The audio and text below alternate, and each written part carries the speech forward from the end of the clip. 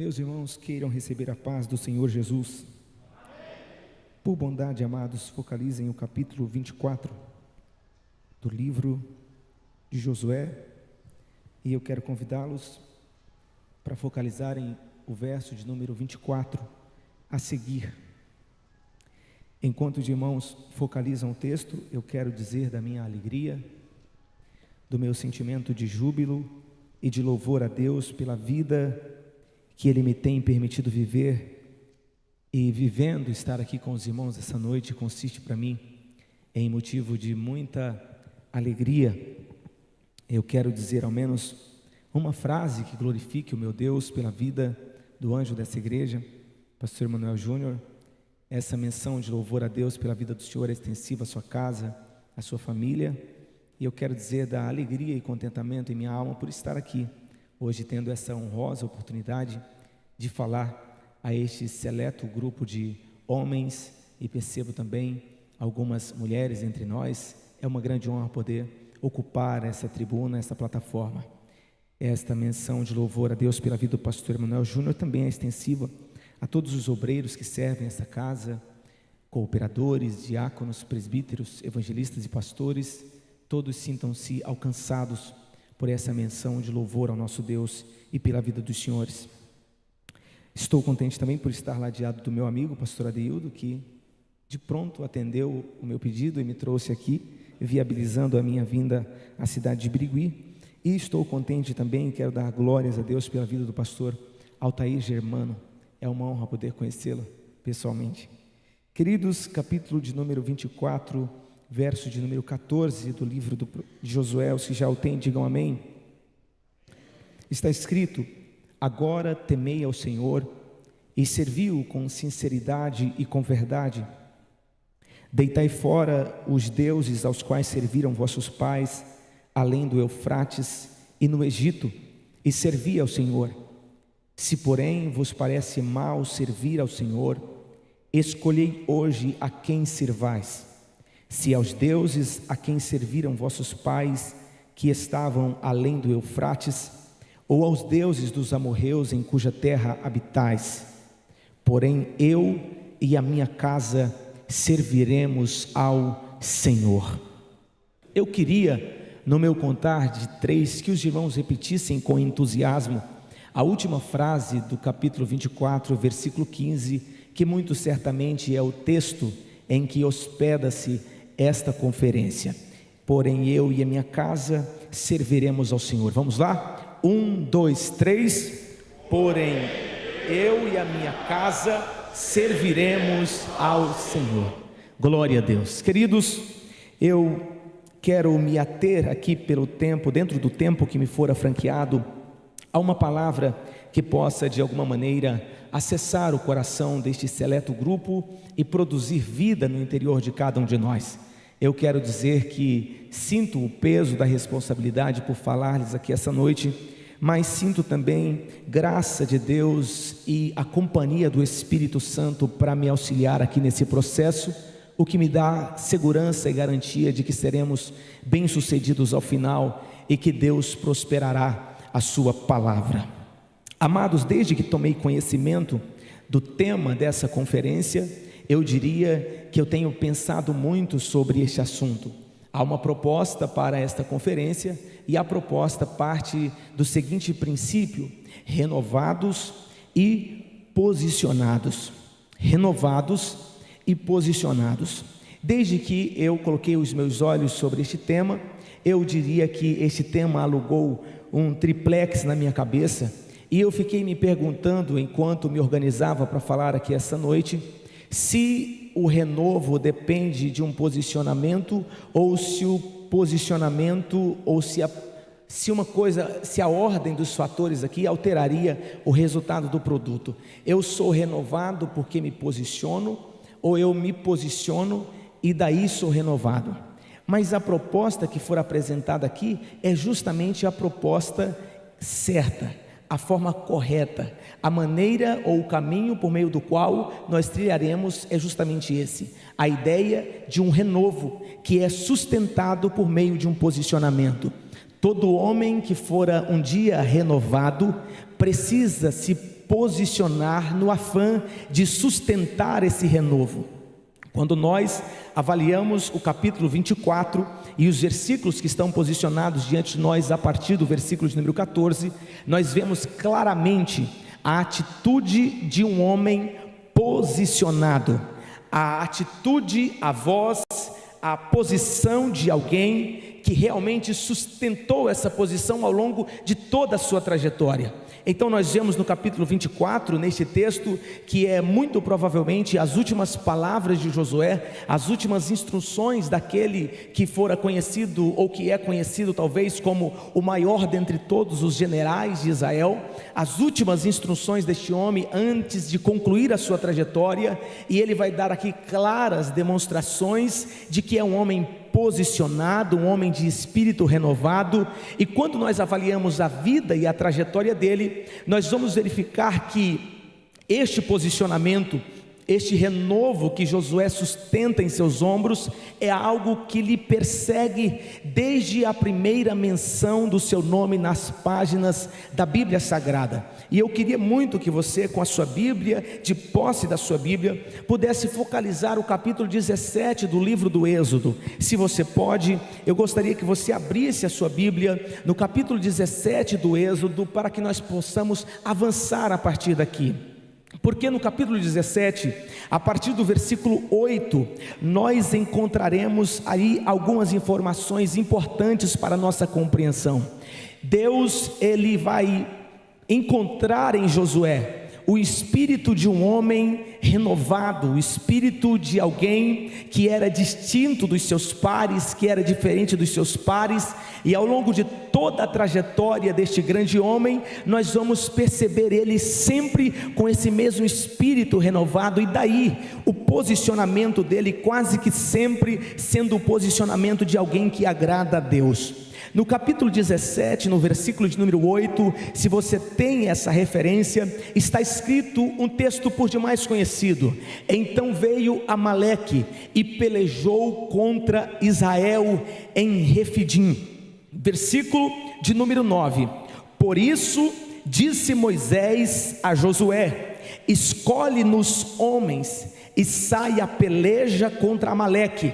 Amanhã eu estarei sobre o cume do outeiro, e a vara de Deus estará na minha mão. Quando nós lemos o capítulo 17, a partir do versículo de número 8, nós encontramos a informação de que Israel, quando em sua fase mais embrionária, tendo sido arrancada das garras da escravidão no Egito, e agora dando os seus primeiros passos de peregrinação em direção à terra prometida, eles vão se deparar com um grupo de pessoas que carregavam em seu coração o propósito claro de subjugá-los e de destruí-los em sua fase ainda mais embrionária.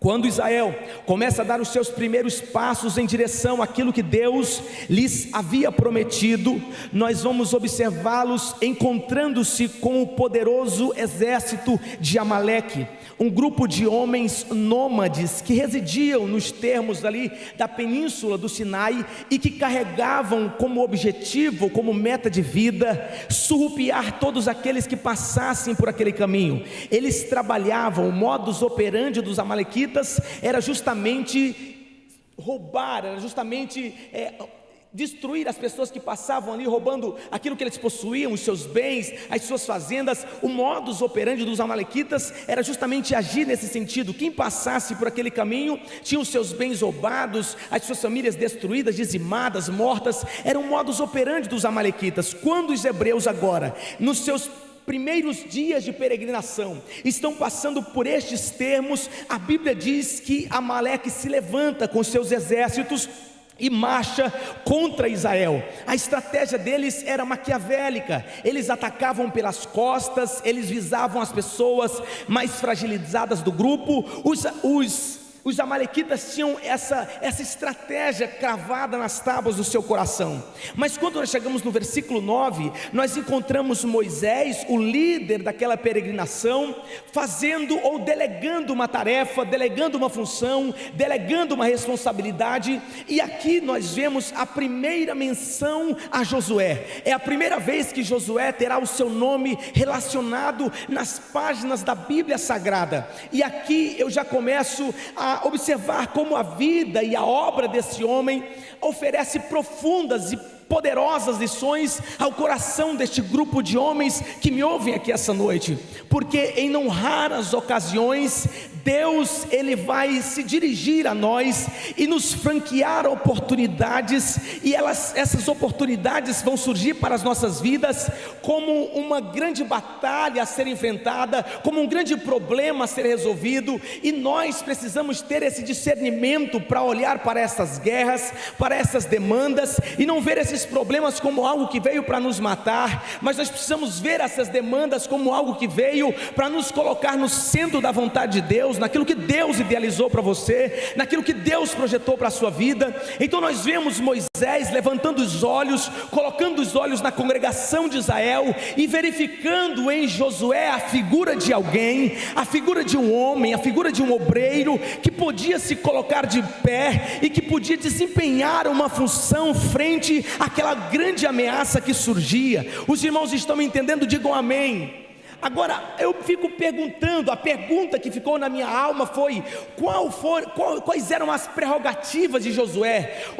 Que currículo é esse que Josué carregava? Quais eram as habilidades deste homem para que ele se sobressaísse entre os demais? Qual era o currículo de Josué? Algumas pessoas vão dizer que no Egito ele tinha aprendido estratégias militares. Uns vão dizer também que Josué no Egito teve até a condição de engrossar as fileiras do exército do faraó. As pessoas trabalham uma série de possibilidades, mas a Bíblia cala-se em relação a todas elas. O que a Bíblia nos diz é que a oportunidade caiu sobre ele, sem falar sobre as prerrogativas que ele tinha, sem falar sobre as habilidades que ele era detentor.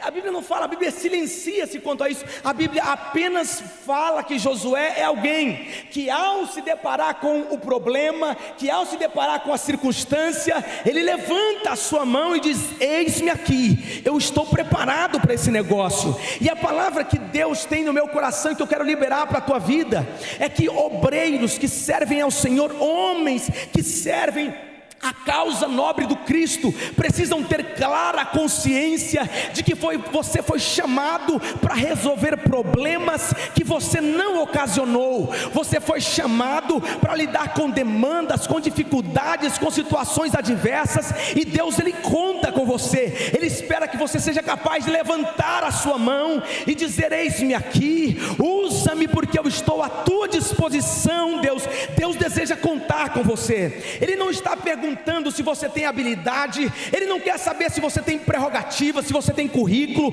ele só quer saber se você está à disposição dele, porque se você se colocar à disposição dele, as demais coisas ele vai fazer, e a sua vida será tocada pelo poder da glória de Deus Pai.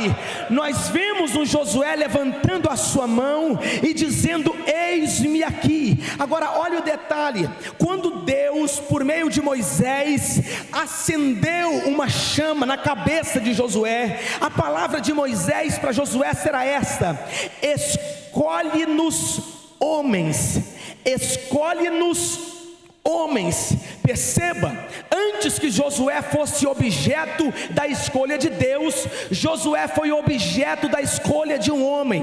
Antes que Josué fosse objeto da escolha de Deus, Josué fora objeto da escolha de Moisés. Perceba, Deus não dirige uma palavra a Josué, Deus dirige uma palavra a Moisés, e por meio de Moisés Josué é contemplado. Deus trouxe você aqui essa noite para dizer que em não poucas ocasiões, antes de dirigir uma palavra diretamente à sua vida, Deus vai usar a sua liderança, Deus vai usar o seu pastor, vai usar o líder do departamento, vai usar o seu pastor local, o seu dirigente local. Ele é a autoridade de Deus lá onde você está, ele é a autoridade de Deus aqui, e Deus pode estar usando a sua liderança para colocar você na rota de colisão frontal com algo poderoso que Deus vai fazer, e você precisa ter a capacidade de se submeter à voz de uma liderança, sem que Deus necessariamente tenha vibrado os seus tímpanos. Nós estamos vivendo numa época de homens que enfrentam dificuldades em se submeterem à liderança, em se submeterem à direção de Deus por meio da sua liderança, mas aqui nessa igreja eu dou glória a Deus, porque tem um povo que ainda está debaixo de uma orientação e sabe que a voz na boca do seu pastor, a voz na boca do seu dirigente é a melhor voz para a tua vida e para o contexto da sua casa. Moisés vai dizer assim: olha, escolha nos homens. O que Moisés estava dizendo é: Josué, escolha uma pessoa, escolha pessoas que eu escolheria, escolha pessoas que agradariam o meu perfil. Do mesmo modo que eu encontrei em você a escolha certa, a escolha ideal, eu quero que você também seja capaz de escolher pessoas que falem na mesma nota, que cantem no mesmo tom que eu. Josué está recebendo autoridade para escolher pessoas, mas não é pessoas a despeito do que ele compreende como sendo ideal, mas são pessoas do perfil da sua liderança. Para aplicar isso aqui e tornar isso aqui um pouco mais atual para nós, é a ideia de que você que desempenha uma função debaixo de uma liderança precisa ser capaz de escolher pessoas para servir ao seu lado, que tenham a mesma visão do seu pastor. É basicamente isso.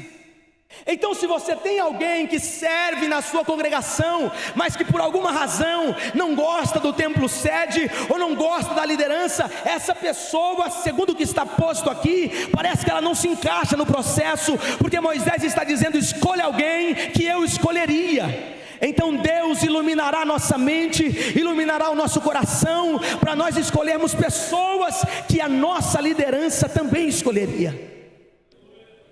Antes de ser escolhido por Deus, Josué fora escolhido por Moisés, e Moisés recebeu poder e autoridade para também escolher. Agora, ele vai escolher um grupo de pessoas, e ele precisa sair à peleja contra Amaleque. Moisés não passa qualquer instrução no que tange aquilo que vai ocorrer no campo de batalha. Moisés não dá uma mentoria para Josué. E a grande angústia que ficou no meu coração foi: Deus, qual fora o discurso usado por Josué para convencer um grupo de homens para saírem à peleja contra os amalequitas? Porque o espírito de Josué é o espírito de um homem renovado, o espírito de Josué é o espírito de um homem disposto. Josué nasceu em meio à escravidão, Josué estava experimentando os seus primeiros dias de liberdade.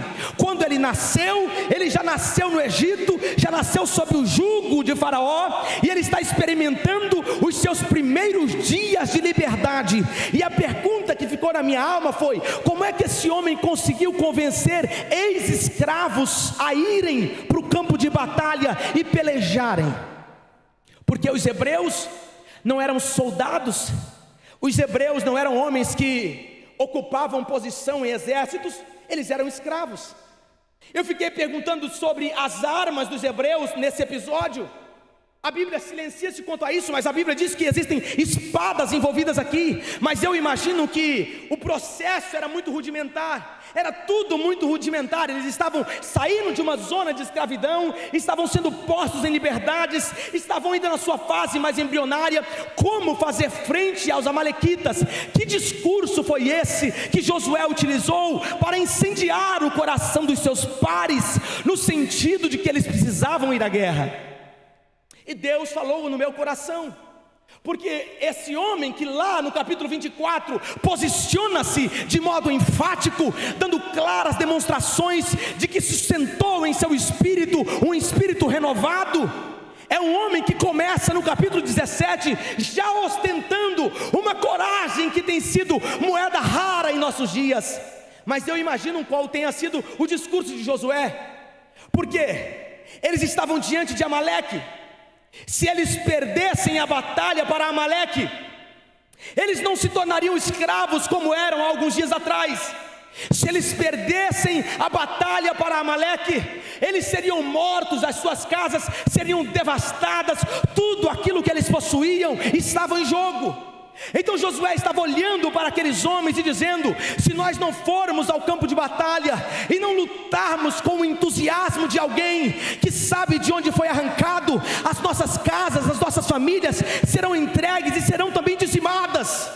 Foi quando Deus falou ao meu coração e Ele me disse: Joel, se você pretende ser um homem renovado, se você pretende ostentar um espírito renovado, você não pode esquecer o que você era quando a graça te achou. A razão pela qual muitas das pessoas que acessam os nossos púlpitos não são capazes de apresentar um espírito renovado é porque nem sempre elas são capazes de revisitar o passado em que elas estavam quando a graça finalmente alcançou você. É por isso que você lida com tantos obreiros, cooperadores, diáconos, presbíteros, evangelistas e pastores, homens que estão cabisbaixo, andando olhando para o chão, como se não tivessem um Deus, como se não tivessem um Pai. Eles estão cheios de ansiedades e de preocupações, cheios de não me toque, não me rele, vivendo uma vida às vezes até mesquinha. Por que é que nós nos encontramos assim em não poucas ocasiões? É porque falta para você talvez uma memória aguçada do lugar em que você estava quando a graça te achou. Aí Deus nos congregou nessa casa para falar nessa conferência para homens renovados e posicionados. Lembre-se que você era escravo, lembre-se do que você era quando a poderosa mão de Deus te achou. Escravos era aquilo que eu era, pastor Adeildo. Quando a mão de Deus poderosa e o seu braço estendido arrancou-me daquele lugar, aí Deus me promoveu de escravo para servo do Senhor, aleluia. Então agora eu já não sou mais escravo, agora eu sou livre pela pessoa bendita de Jesus.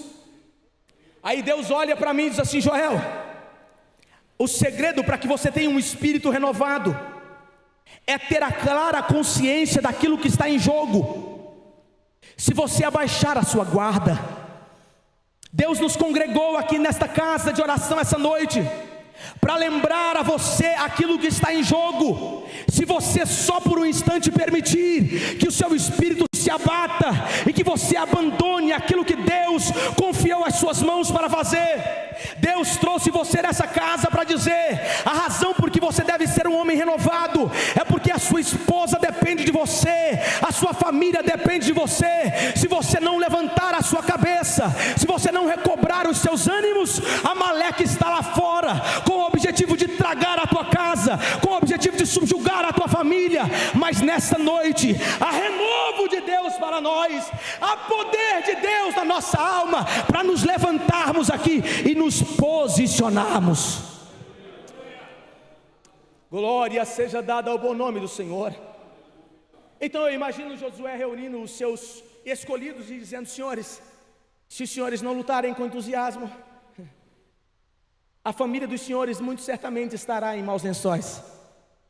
Escravo eu nunca mais serei, para lá eu nunca mais voltarei. Eu confio no Deus de Moisés. Eu era escravo e imaginei que a minha vida seria de escravo enquanto vivesse, até que um homem de 80 anos visitou os termos do Egito, dizendo que tinha um Deus que estava vendo, que estava ouvindo e que estava agindo em nosso favor. Nós vimos a mão poderosa desse Deus sobre nós, Ele nos trouxe até aqui e Ele nos fará avançar. É tempo de renovar o nosso espírito e lutar com entusiasmo. Aí, um detalhe interessante nesse texto, porque no mesmo versículo 9, em que Moisés encomenda a Josué a escolha de homens que saiam à peleja contra Amaleque, o Moisés vai dizer a Josué que não estará com eles no campo de batalha. O Moisés, no versículo 9, vai dizer: amanhã eu estarei sobre o cume do outeiro, e a vara de Deus estará na minha mão. Aqui existe um princípio por detrás das letras desse texto, porque o Moisés é um senhor de 80 anos. O Moisés não iria para o campo de batalha. Qual a finalidade de um senhor de 80 anos no campo de batalha?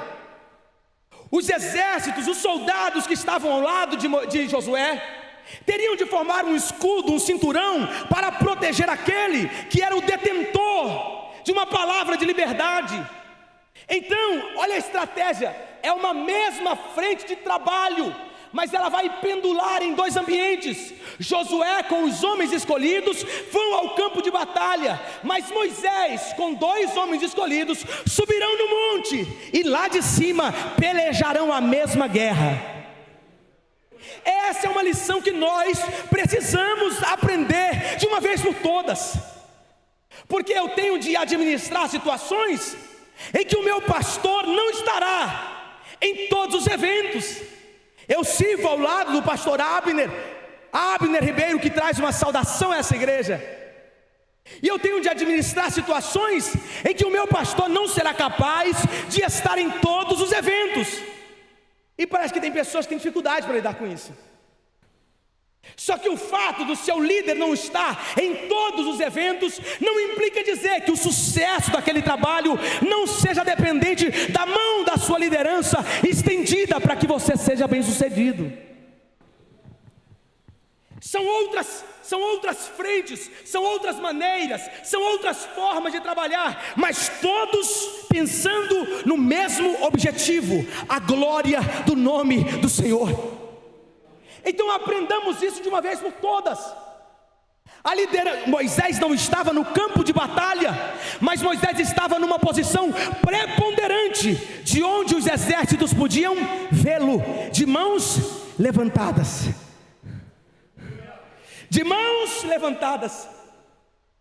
Agora olha a maturidade de Josué em administrar a informação de que aquele que o chamou não estaria com ele.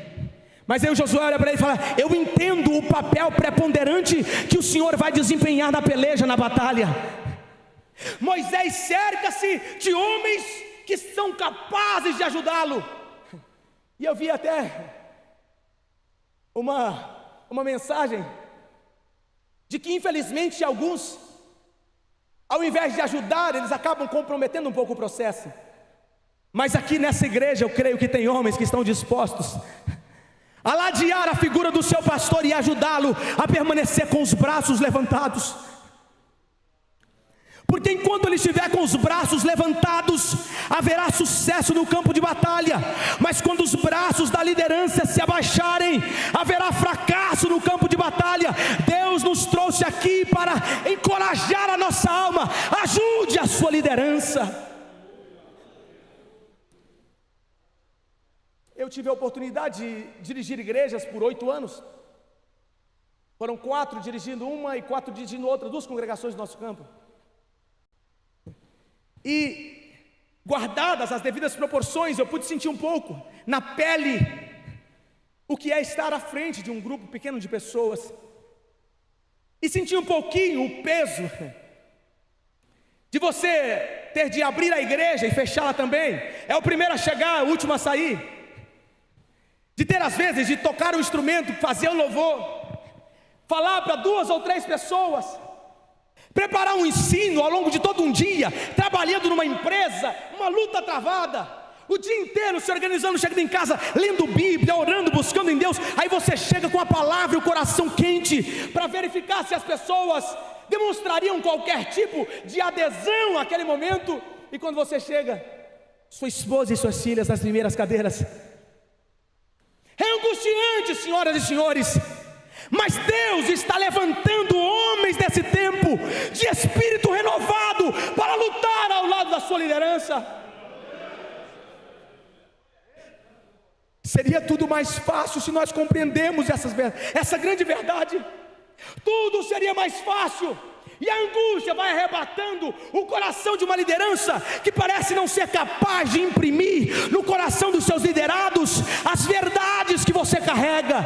E de tanto eu orar e falar com Deus, de tanto eu pedir, Deus me ajuda, porque eu não sou capaz de convencê-los ao serviço, ao trabalho. Eu não tenho mais estratégia, Deus, eu já inventei tudo, eu já fiz tudo, Deus, mas nada parece dar certo. Aí Deus falou para mim: Joel, para, muda a oração, Joel. Como é que eu oro, Deus? Ore, porque agora eu vou visitá-los, eu vou começar a visitar essas pessoas aí, e eu vou dar a elas uma demonstração do meu poder, eu vou dar a elas uma demonstração da minha graça, do meu favor. Eu vou começar a pegar eles individualmente, eu vou arrastá-los ao centro da minha vontade, porque se você é escolhido por Deus, você pode fugir dele, mas você não pode se esconder. Deus está olhando para você.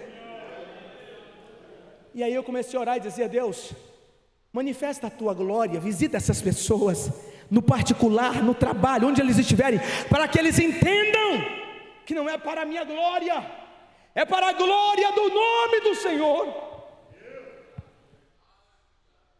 O Moisés está com as suas mãos levantadas, Arão e Hur posicionados ao seu lado, sustentando as suas mãos, dando a Moisés o apoio necessário.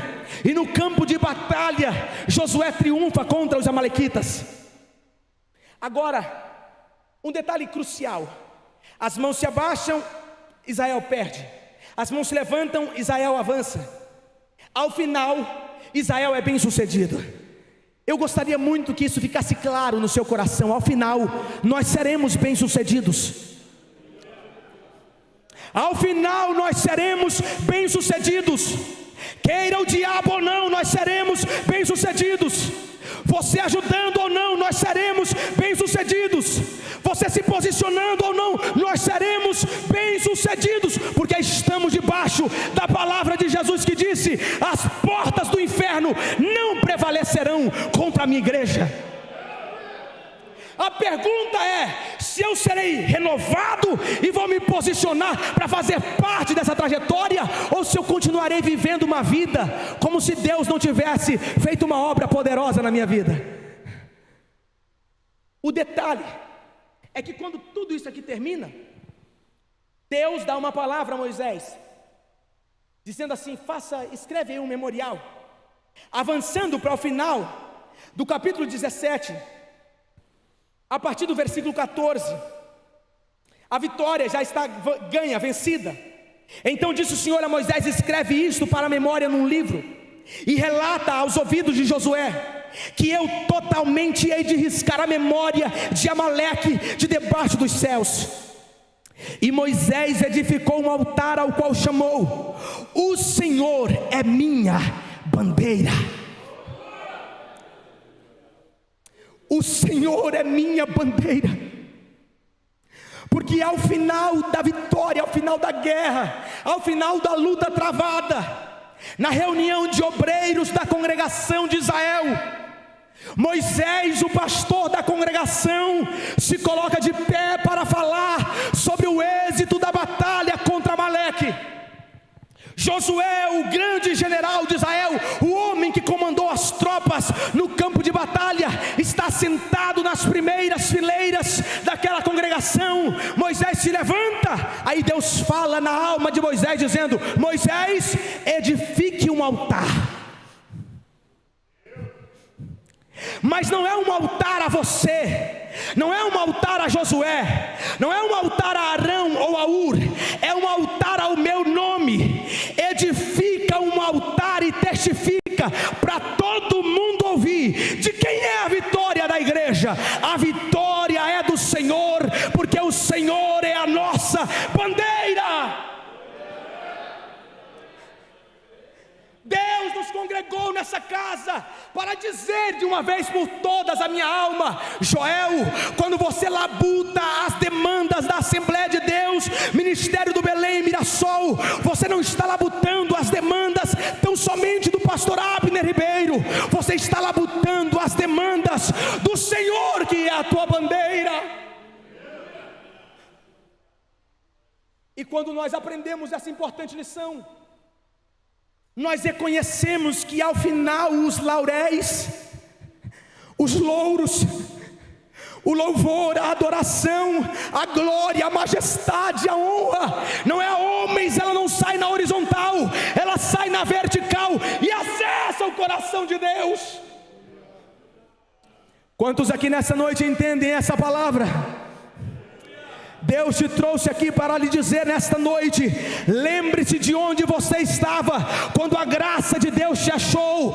Deus te promoveu de escravo a servo, Deus te deu uma poderosa responsabilidade, e hoje Ele te congregou aqui para dizer: não foi pelos teus méritos, não foram pelas tuas habilidades, pelas tuas capacidades, mas é porque eu sou a tua bandeira.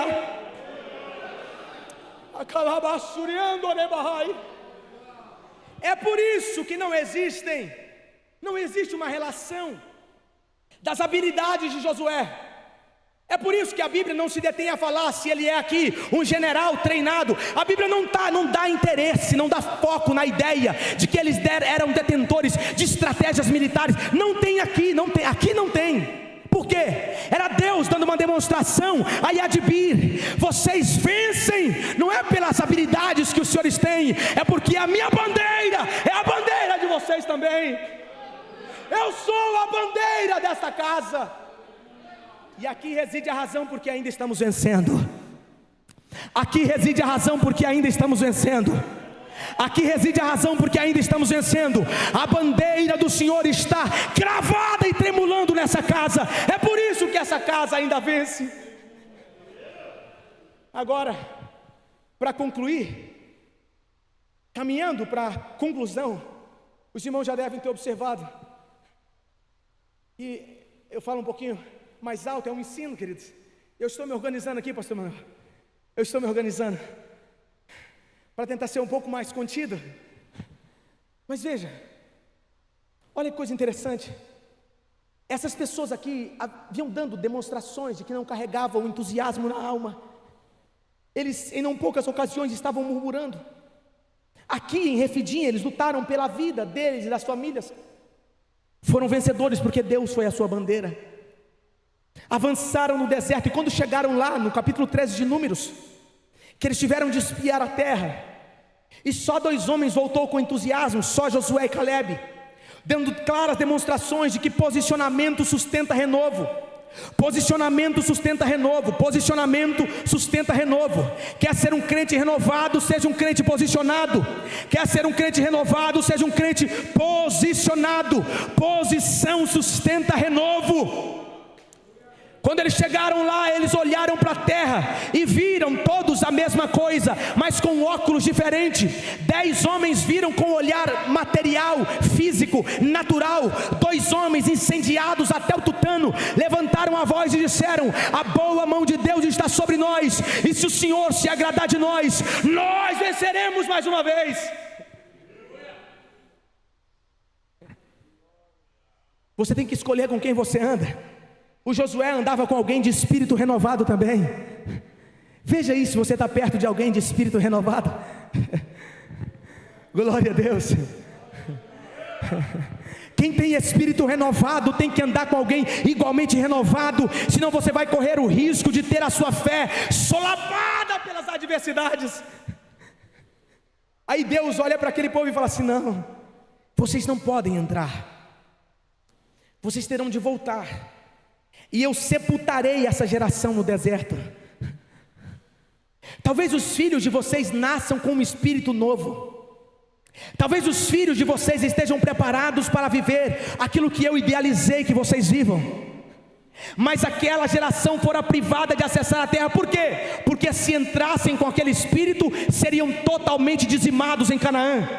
Deus estava olhando para o Joel, dizendo: Joel, ou você recobra o seu ânimo, ou eu não poderei te colocar no lugar que eu idealizei para a tua vida. Você não suportaria com esse ânimo aí. Então Deus nos trouxe aqui essa noite para dizer: ou você muda o ânimo, ou você nunca viverá o sobrenatural de Deus na tua vida. Desde o capítulo 17 do Êxodo, meu tempo está acabando, o Josué nunca mais saiu de perto de Moisés. Ele nunca mais, ele fez questão de estar ao lado dele. Agora olha o detalhe, Moisés nunca prometeu o cargo a Josué. Prometeu? Você vê Moisés falando assim, olha, você será o meu sucessor. Não tem isso. Vai ter mais para frente, mas aqui não tem. Aqui o que você tem é um homem que estabeleceu no seu coração o propósito de servir. Para onde a minha liderança foi, eu quero estar junto. Aonde você foi, eu vou, Moisés. Quando você chega no Sinai, que o Moisés precisa subir, ele encomenda a congregação a Arão e Hur. E o Josué vai com ele. Só que olha o detalhe, o Josué entende que não pode acessar os lugares que o seu líder acessa. O Josué entende que existem balizas que separam ele do seu líder. O Moisés vai ao pico, o Josué fica numa região intermediária, e a congregação no sopé do monte, sob os cuidados de Arão e Hur. São 3 níveis do Sinai: o sopé, a região intermediária e o cume. Quem está no cume do monte, o Moisés, está vivendo o sobrenatural, envolto pela nuvem, ouvindo a voz de Deus, recebendo os oráculos de Deus. Quem está no sopé do monte, está vivendo a vida comum, a vida trivial, vivendo aquela vida normal. Mas o Josué, na encosta do monte, à espera de que o seu líder retorne do cume do monte. Aqui é a região mais difícil que tem para se viver, porque você nem está no normal, no natural, você não está misturado com os naturais, mas você também não está no sobrenatural onde Moisés está. Você está numa zona intermediária, onde parece que Deus fala com todo mundo, só não fala com você, e você precisa manter a sua posição.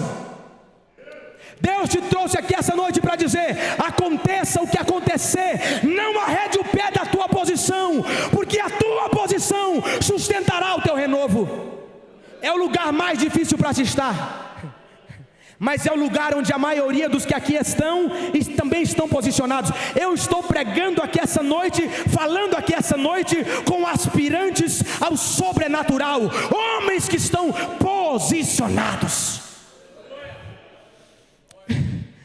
E eu, que sou o pastor Emanuel Júnior, dos rincões do estado de Mato Grosso, das margens do rio Araguaia, adotado por uma família, por um presbítero e uma dirigente do círculo de oração, acordei em não poucas ocasiões, ouvindo meu pai, na encosta do Sinai, posicionado, tendo que entrar numa canoa e remar 2 quilômetros rio acima, para levar ceia para 2 crentes numa casa de sapê, semi-analfabeto. Mas quando ele abria a Bíblia e cumprimentava aqueles 2 crentes com a paz do Senhor, o renovo estava lá. O renovo estava lá. Não tinha luxo, não tinham microfones, não tinham cadeiras estofadas, não tinha aparato, mas tinha posição e renovo de Deus. Eu desenvolvo a minha trajetória acordando de madrugada e ouvindo meu pai chorando ao lado da cama, não pedindo uma casa, visto que não tínhamos uma, não pedindo um carro, visto que nos locomovíamos de bicicleta, mas pedindo: Deus, dá-me almas. Deus, dá-me almas. Aí Deus nos congrega nessa casa e pergunta para nós: em que reside, aonde está a razão pela qual nos falta renovo? Deus está aqui hoje para renovar a tua vida e te dar uma nova dimensão de vida. Deus te trouxe aqui essa noite para te dizer: eu quero renovar a tua alma, para você voltar a ter paixão por almas, aleluia.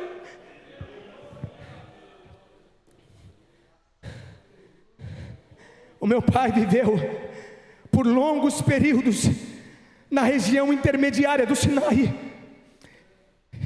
recusando-se a viver uma vida normal, recusando-se a viver uma vida comum, mesmo nunca tendo talvez acessado o sobrenatural para viver coisas extraordinárias da parte de Deus. Era um homem comum, mas que ouvia a voz do Senhor. Agora, longe do meu pai no estado de Mato Grosso, eu estou aqui falando aos ouvidos dessa igreja, e pensando no que está escrito no capítulo 24 e versículo 15 de Josué, porque ali é a última das recomendações, e Josué está fazendo aquilo que eu acho mais extraordinário na história dele.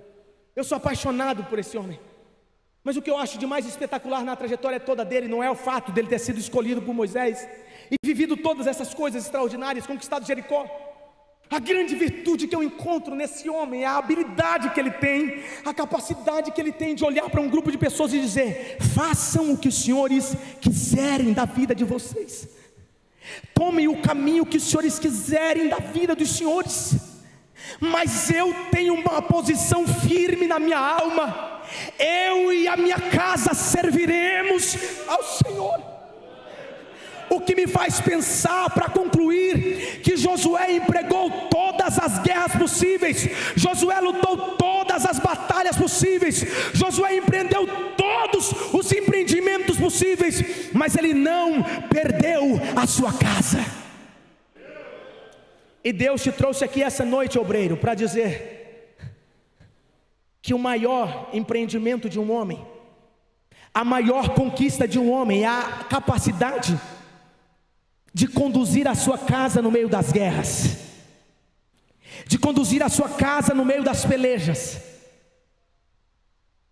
Quantos obreiros vivem podendo dizer que ganhou 1, 2, 3, 10 almas para Jesus, e Deus está olhando para nós e dizendo: mas onde está a sua casa? Deus te trouxe aqui hoje para perguntar: onde está a sua casa? Aí Deus fala à tua alma nesta noite: eu estou vendo o seu trabalho, eu estou vendo o teu esforço, e eu te trouxe aqui essa noite para dizer: se organize, porque eu tenho um compromisso com a tua casa, eu vou salvar a tua família, aquelas pessoas que se perderam. Eu estou falando para homens aqui que talvez a tua esposa não te acompanhe, as tuas filhas, os teus filhos não servem nessa casa, não estão nos caminhos do Senhor, você perdeu a sua família no processo, no afã de fazer alguma coisa para Deus, você perdeu alguém. Mas Deus te trouxe aqui essa noite para dizer: eu vou guardar a tua casa, eu vou buscar os teus parentes, eu vou salvar a tua família, porque eu vi o teu empreendimento, vi a tua lágrima, eu vi o teu choro, eu vou honrar a tua fé. E hoje, casado com a Bianca e pai da Ágata e da Helena, eu olho para alguns homens. Alguns dias atrás o pastor Emanuel Júnior nos deu a honra de sua presença conosco, e eu disse para ele: pastor Emanuel Júnior, eu queria que o senhor me ajudasse, porque é a característica que eu encontro em Josué. A Dalila é a minha pastora, é a única que eu conheço das filhas do pastor Emanuel Júnior, mas eu sei que a outra também, casada, servindo a Deus, e esse é o sonho da minha alma. As minhas filhas de 5 e 10 anos, eu olho para elas dizendo: Deus, eu não faço questão de acessar as grandes plataformas, não, eu só faço questão de, ao final, ser capaz de olhar e dizer: eu e a minha casa,